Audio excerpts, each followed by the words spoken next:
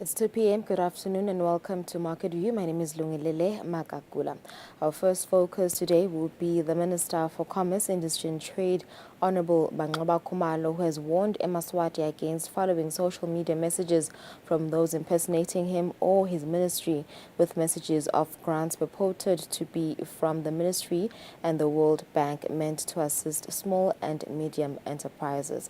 And also in our second story, the National Marketing Agricultural Board, NAMBOD, has reduced the number of hectares required to access the horticulture input subsidy to 0.5 instead of 1 hectare.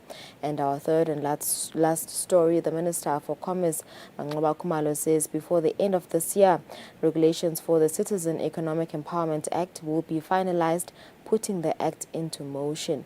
The Honourable Minister says the regulations will also reserve certain sectors for Eswatini and state clearly who should benefit from the act. We also have our journalist Nelsiwe Ndlangamandla to further this discussion with. And also in our last segment, our in-house economist, Sanele Sibia, will be joining us via Zoom to give us the latest stock market. For now, let's go to business news.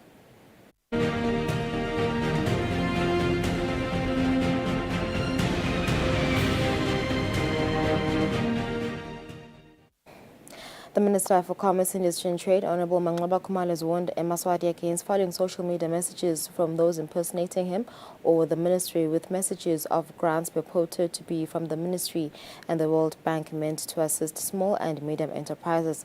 The minister says there is no grant the ministry is issuing currently in conjunction with the World Bank.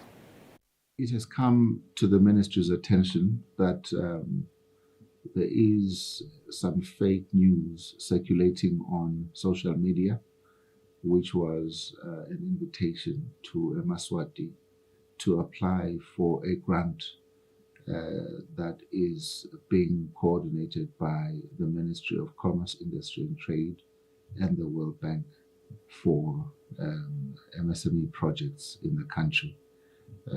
This is not true, and we do not have such a relationship with the World Bank, and such a grant does not actually exist. We have issued statements to the media, the print media, as well as to social media as the government of the Kingdom of Eswatini, both on the web page for government as well as the social media pages for government. We have realized, though, that Eswatini continue to fall for this scam, and we want to explicitly warn all Eswatini to not fall for that.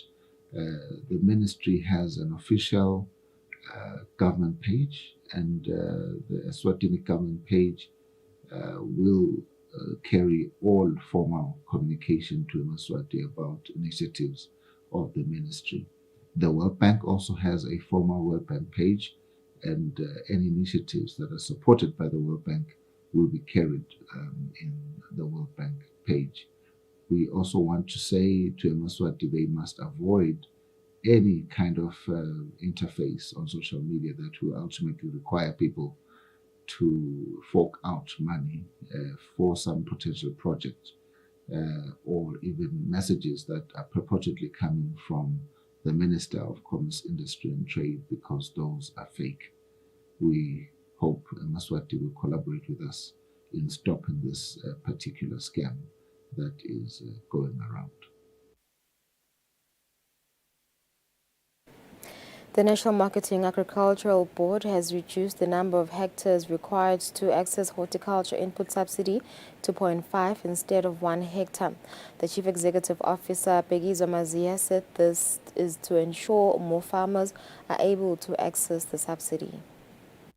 In May 2023, government under NAMBOD introduced the horticulture input subsidy meant to enhance the production of vegetables in the country and promote import substitution. NAMBOD's Chief Executive Officer Pegizo Mazia says the uptake has been very low. We have also engaged the farmers to establish what could be the possible causes And one of the causes that the farmers are citing as a barrier is because maybe one would take a step back to explain what was our purpose in introduction of this horticulture input subsidy, which was mainly to enhance the input substitution program for the ministry by improving the production at large scale basis as opposed to the small scale production by our farmers. Now, therefore, one of the requirements for the horticulture input subsidy was for farmers to have a minimum of 1 hectare under production so that we enhance the commercialization of the horticulture sector. However, the farmers are pointing at a hindrance on the minimum size of production, being the requirement that accompanies the 1 hectare on farm inputs, where they say the total cost that will amount to the 60% contribution by the farmer is still unaffordable to most of them. One of the considerations we have taken was to encourage the farmers to form cooperatives because with cooperatives they'll be able to mobilize and pool resources in terms of land size so that they do have the required large-scale size of land to access the input subsidy on our side. We are beginning to see some of them adhering or heeding to this advice from ourselves, because we know chiefs usually grant more land to cooperatives as opposed to individuals. But those farmers who do have more land are encouraged to approach NAMBOD to get the assistance on the horticulture input subsidy. Reacting to the reduction of the 1 hectare to 0.5 hectares, the executive director of Eswatini Agricultural Union, Lwazimamba, says this is good news for vegetable farmers since most of them are small-scale farmers who plow about 0.25 hectares and above. According to NAMBOD, Eswatini still needs to increase production of baby vegetables like green beans, baby marrow, pattypan, and cucumber, amongst others, to boost exports. For Market View, Nelson Dlangamandla, Vuminkosi Nzinisa, Mbabane. 8 minutes after 2, that's it for our business news. Let's take a break. We will come back with our in-house journalist, Nelson Dlangamandla.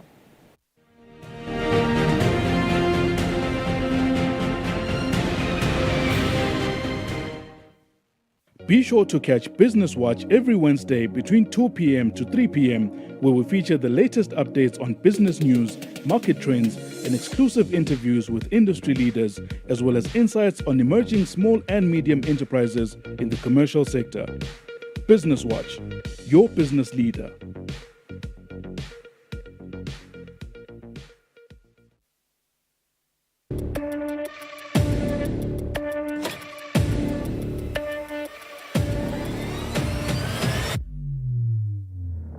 Ujala masoda mahle kunathi lesa. Sabatandi ukuthi njengalokhu sivile sive sithi khulume.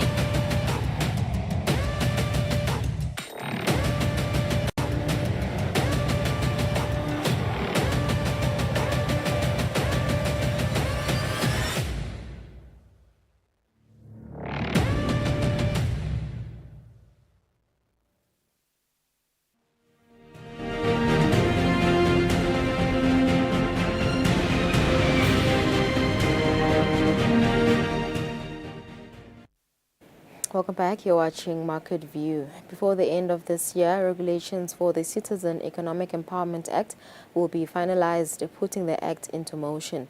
The Minister for Commerce, Industry and Trade, Honorable Manxaba Khumalo, says the regulations will reserve certain sectors for Eswatini and state clearly who should benefit from the act. The year 2011, the Ministry of Commerce, Industry and Trade started a journey for Eswatini to have a Citizen Economic Empowerment Act. This act, according to the minister, is meant to bring economic empowerment to local businesses.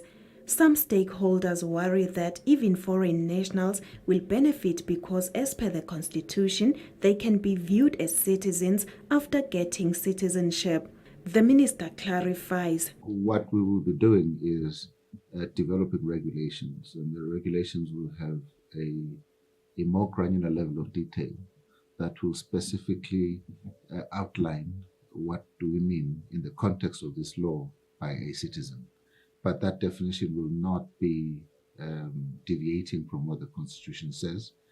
What we'll be emphasizing is people that, according to the Constitution, are citizens who should be given preferential treatment when it comes to starting small, medium enterprises in terms of procurement, in terms of certain sectors of the economy and certain areas of the economy where we will be intentionally carving out an opportunity for them to operate without undue competition from foreigners. The minister also said government is not going after foreign direct investment blindly at the cost of local businesses. What gave rise to this particular act was exactly that observation that, we have done nothing as government to put a legislative framework that will ensure that Eswatini are protected and prioritized and given preferential treatment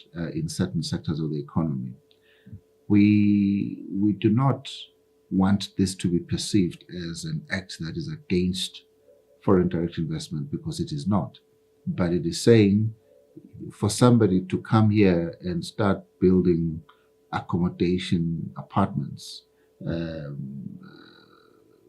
that could be something that in certain areas should be preserved for Eswatini. For somebody to come here and raise funds locally and run a transportation business, that is something that should be reserved for Eswatini. For somebody to come and start a restaurant business or a retail business in certain areas in the country, we believe that should be preserved for Eswatini. This is going to make sure that it takes care of this perception that government is only concerned with foreign direct investments. The Federation of Eswatini Business Community in the Hoho region has commended government for this act. Speaking during an interview, the chairperson Johannes Manikela says it has been a concern to see some of the foreign direct investors operating businesses in constituencies. For Market View, Nelson Langamandla, Vuminkosi Nzinisa, Mbabane. That was the Minister for Commerce, Industry and Trade, Mangloba, speaking on the Citizen Economic Empowerment Act. I'm now joined by our in-house business journalist, Nelsi Wenhlangamandla, to further discuss what the Minister just said. Nelly, Minister, you did mention that the Ministry has been working on this act since 2011. And finally, last year it was officially passed and it is now act. What are the core objectives of this act? Ngiyabonga kakhulu Lulu, ngivusele nembukele ekhaya ikakhulukati le act lena ibuke kona ukuthi kube nema industries nyalo that are reserved for Eswatini, like the minister has just highlighted ukuthi sekufanele ukuthi umuntu nakasuka athi utowenda investment la eveni sekufanele kube nesikali sekuthi okay now utowenda investment mhlawumbe sengibekise njengama special economic zones babekisa ngekuthi kufanele at least ube utanabo 30 million ungathi na utalana ute nawe sowutowenda ibutchery sowutowenda na utowakhapha indlu ekucashisa. So this act is meant to give bosomabhizinisi even Eswatini nje onke lafisa kungena ebhizinisini nabo abanike this fair opportunity kwekuthi nabo ba compete and grow the economy to say the least. Yeah. So for us, SMEs, we have about over 60,000 SMEs in the country, and they employ about 93,000 people. Yes. So will they be prioritized? Ngaphansi kwale act lena batho benefita kanganani ukuthi kube nale act le? Indvuna ichazile Lulu kwekuthi vele le act lena itele kona lokho ukuthi ibaside bosomabhizinisi labancane. I'll make an example. There is a council kule le taw establishwa after lama regulations sekaphasile. Le council lena ngiyo le tawubuka siyathi bosomabhizinisi labancane bakhale kakhulu ngenza baye kwekuthi ukhanza ukuthi kuba abakhoni kufinyelela kuleti khwama hulumende leti latibekile letiningi nakangaka Agriculture Development Fund, Youth Enterprise Revolving Fund, kepha abakhoni kufinyelela. So I'll make an example. This council will look at ukuthi engabe njengoba bathi abakhoni kufinyelela kuleti khwama Youth Enterprise Revolving Fund ningalungisa la nala nala. The council will be there kubuka ukuthi how can these small and medium enterprises be able to be supported kahle kuleti khwama leti khona ta hulumende neti khwama nje leti khona even. Yeah, I know this, and the enactment of this act has been great news for SMEs, Yes. Nabo foreign direct investment. But does it also cater for the marginalized groups? That is a question that we asked the Minister of Commerce, Industry and Trade, because siyathi ukuthi His Majesty has highlighted ukuthi ngisho laba la khanza ukuthi bale khashane asibekise njengebantfu labakhubatekile nalabantfu labasha mhlambe bona labangakhoni ukuthi bathole imisebenzi abathathwe phela nabo bangene babonakale ukuthi ba contribute kangakanani emnothweni welive. So i-ministry chazile vele Minister has explained ukuthi le bill lena, I'll make an example, mhlawumbe nje ku procurement kutawuthiwa okay ishare leng 20% should cater for the marginalized, it should cater for bantfu labakhubatekile, should cater for bomake. We've talked to the Federation of Women in Business, COMESA. Nabo they expressed happiness yabo ukuthi at least we are seeing ukuthi we are going somewhere nge act le kanjena lehlose ukuthi wonke umuntu angene i-procurement. We know ukuthi bekhalwa ngayo kakhulu, but nyalo sekutawendiwa show ukuthi wonke umuntu uyangena ka procurement noma ngabe you are procuring as an entity, you are going to reserve a certain percentage for the marginalized groups. All right, Nelly, let's watch the Minister further elaborating on this act. We will also outline in the regulations what is the threshold of investment that qualifies for foreign direct investment. And more importantly, that money has to come from outside the country into the country. If you come into the country empty-handed, you raise the money locally and you do a business for which Eswatini have the competence, that is the kind of stuff we're trying to discourage. Maybe we will, according to the regulations, ask you then to partner with Eswatini so that you can transfer that knowledge and skill over time, but it is not meant to discourage foreign direct investment, but it is to encourage Eswatini to take bigger space when it comes to business. Yeah, all right, Nelly, I think we should continue that with our conversation. I think you've been talking to the minister, na Minister of Finance, business labancane. Ingabe mhlambe nawuthola nje kuba what are the challenges mhlambe divimba wasoma business labancane ukuthi ba contribute to the economy? One of them is the issue of them not being able to secure their place in procurement. I-procurement bokhanza ukuthi nangabe there is procurement ema entities sekatawunika bosondo nzima ukuthi maybe you should supply us because maybe bona they have a track record.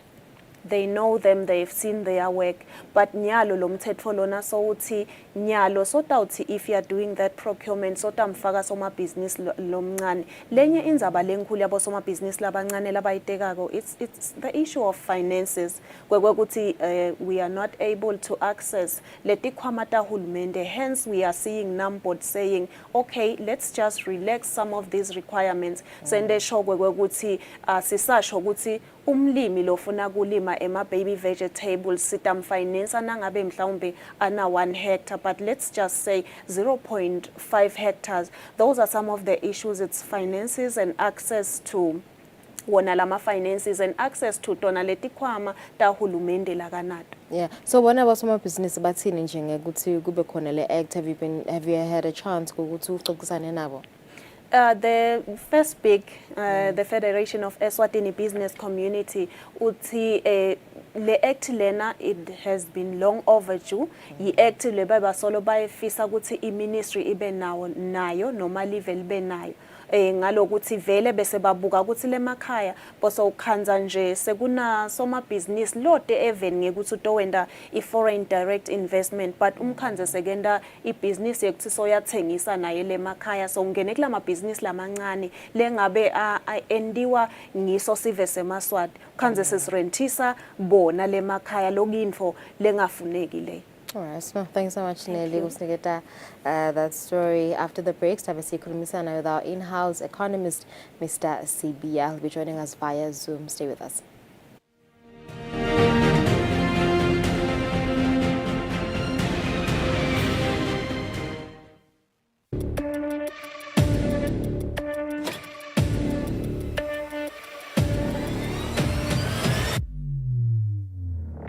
Ujala masada mahle kunathi lesa. Sabatandi ukuthi njengalokhu sivile sive sithi khulumeni.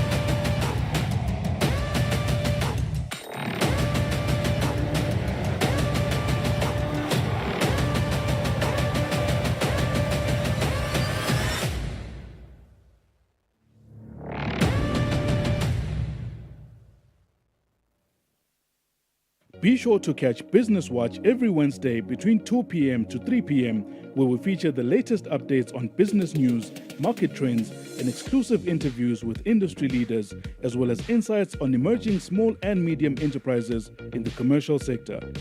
Business Watch, your business leader.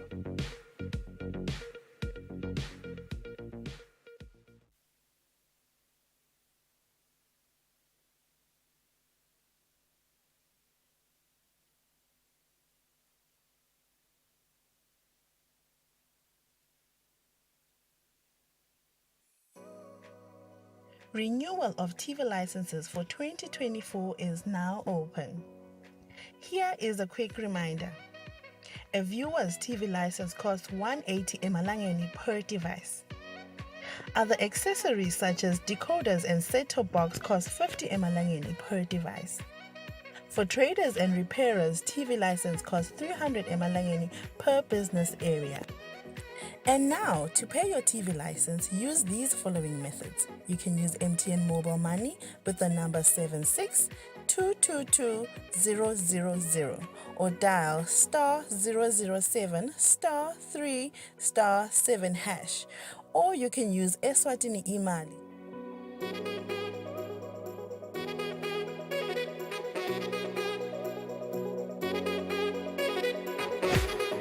And you can pay our TV license at any post office in the country.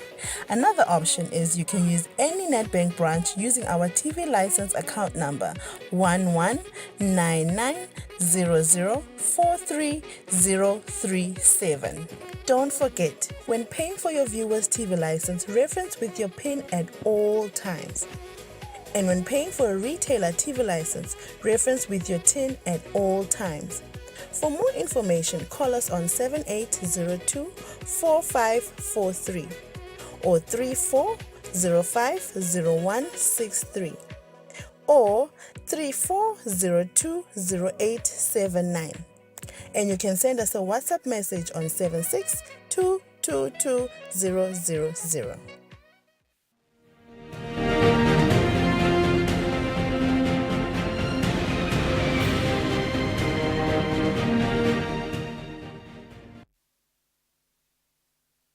All right, so welcome back. Thank you for staying with us. Let's cut to see Bugai market analysis with our in-house economist, Mr. Sanele Sibia, over Guguti currencies, Meganjan, and commodities, as well as stock exchange. He joins me now via Zoom. Very good afternoon, Mr. Sibia.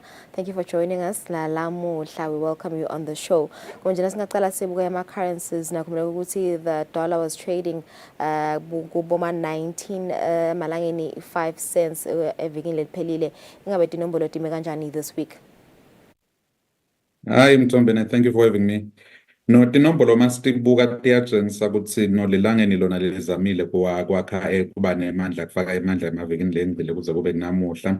Sazi namhla siyalibona li trader at 1858 so shows ligene emandla against the dollar, and then we can see also against the euro. But nakhona so lidlalela lapha kubo close to the region about 2012, which means again it's also gaining strength, and also against the Japanese yen, nakhona it's still gaining strength. We are still in the region of 8.17, so relatively the currency is performing fairly well in the market. So like nasibuka nje mhlambe ema commodities, I remember last week you said ligolide lingahle linyuke inthengo yalo. Ingabe nje nasibuka lona ligolide kanye na oil longakahle utatime kanjani lo mhla nombolo?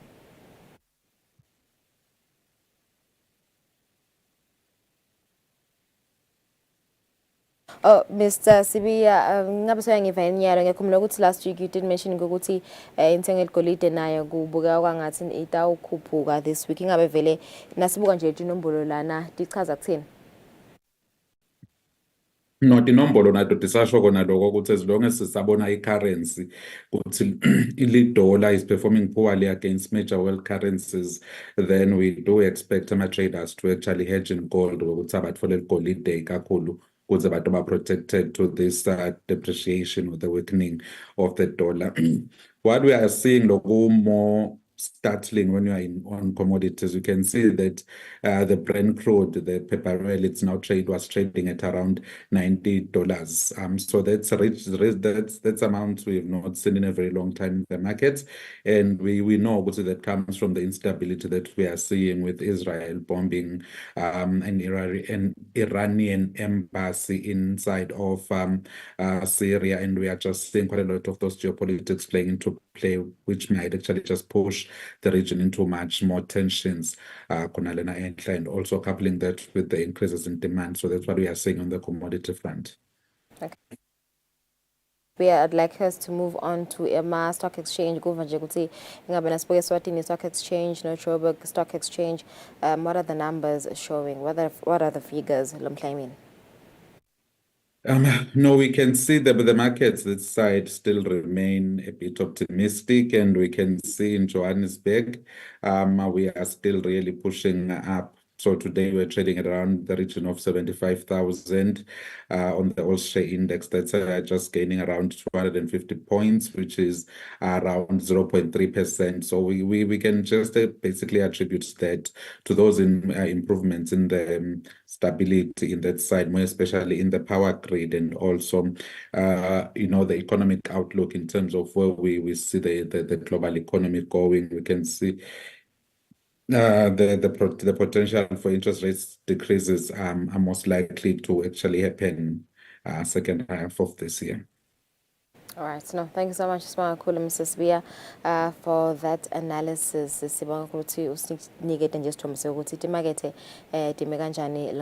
On the show. It's 27 minutes after 2. We've come to the end of our show today. Just to recap, we did have an interview with the Minister of Commerce, Industry and Trade, Citizenship Economic Empowerment Act, which was enacted last year. Act since 2011. It will benefit most of my business and business abo ayo prioritizega. So thanks so much for joining us today, and have a lovely afternoon and a lovely day.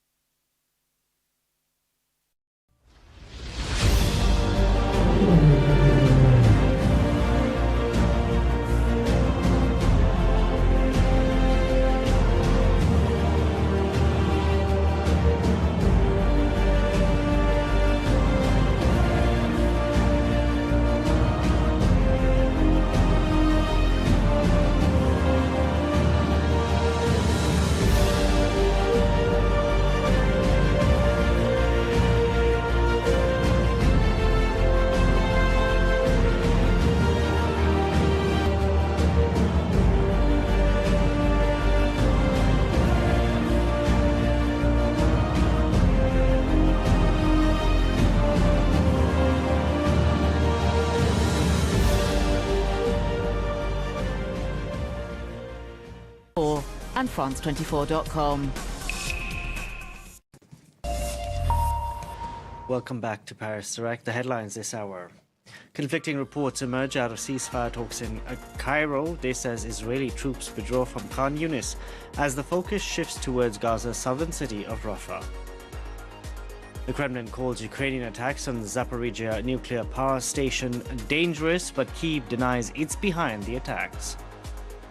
And millions in North America gear up for a total solar eclipse, the moon expected to block out the sun for over 4 minutes this Monday.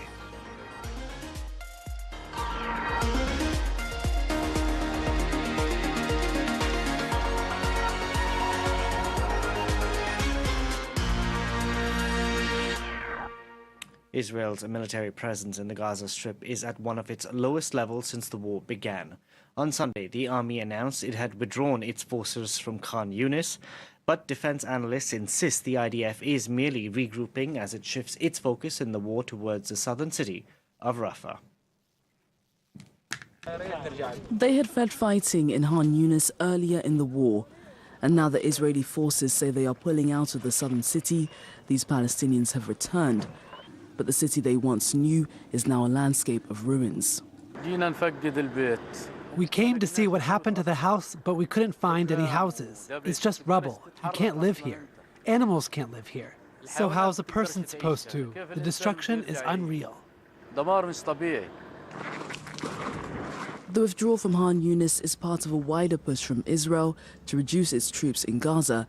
This in a bid to relieve reservists who have been battling Hamas since last October. The pullout wraps up what has been a key phase in the war, but Israel insists the fighting isn't over.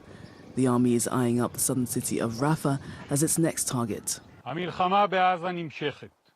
The war in Gaza continues, and we are far from stopping. The heads of Hamas are still hiding. We will reach them sooner or later. We will not leave any operative Hamas divisions in any part of the Gaza Strip. We have plans and we will act when we decide.